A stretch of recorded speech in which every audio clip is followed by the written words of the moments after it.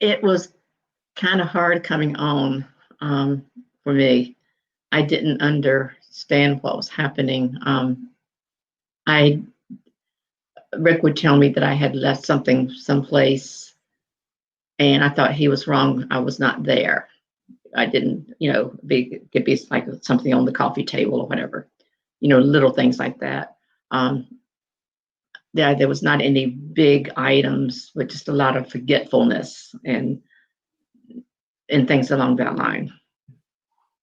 One of the things that I recall very vividly was us sitting across the table from each other, and Sandy told me, she says, I am not doing these things. I'm not pushing your buttons. I really don't remember, or I forgot, or whatever. That was startling to me at the time, but that was my first imprint of her being sincere about not remembering and forgetting things. We were driving in the car. Rick was driving, and we were in the car together. And I started talking, and ended up going, and it was just about like that. I could not get a word out. And that was one of the things that really bothered me at the time. And I laughed about it, but it's still, I wondered what in the world happened. It was very strange. What I noticed is he has a PhD in business, and he was always very frugal with money. He was the investor in the house, and all of that started to change where he was spending money on things like pictures that really didn't make a lot of sense. He began to see people that no one else would see.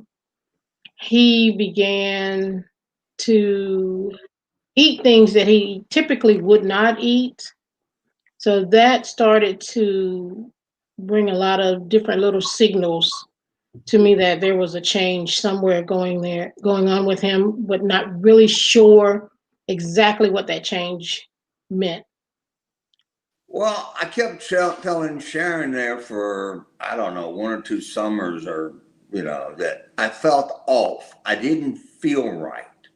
I could tell it wasn't physical. It was just, my brain wasn't functioning correctly. And I just couldn't put my finger. She kept asking me, well, what do you mean? I don't know. I just know that something is off, but I can't tell you what. The first thing that I noticed was the apathy. He stopped mowing the lawn and doing things outside. So that was the first thing I noticed, was the apathy. In 2003, I had a heart attack and open heart surgery. I was put in a coma, controlled coma, for a few days. And then when I came out and when I came home, I didn't feel the same. And even after I recovered from my surgery and went to rehab and all these things, it seemed like my mind was not as sharp as it once had been. And I started acting. Now, I'm told this, I would start acting out and doing things that wasn't the way I normally acted. And my family brought it to my attention. And then over time, we went to the doctor, and then they started testing me. And it took about 6 months. His behavior changed so radically that I really thought I was going to have to get a divorce. He would act up so later in the day, primarily, and I would just be in tears, and it was horrible. And the next morning, I would just be so sad and upset and asking him what's the matter. He had no memory of anything. And I really believed he had no memory of anything. The earliest symptoms that I can recall were that I was becoming forgetful. And that was a little bit confusing to me because I've never been that way that I can recall.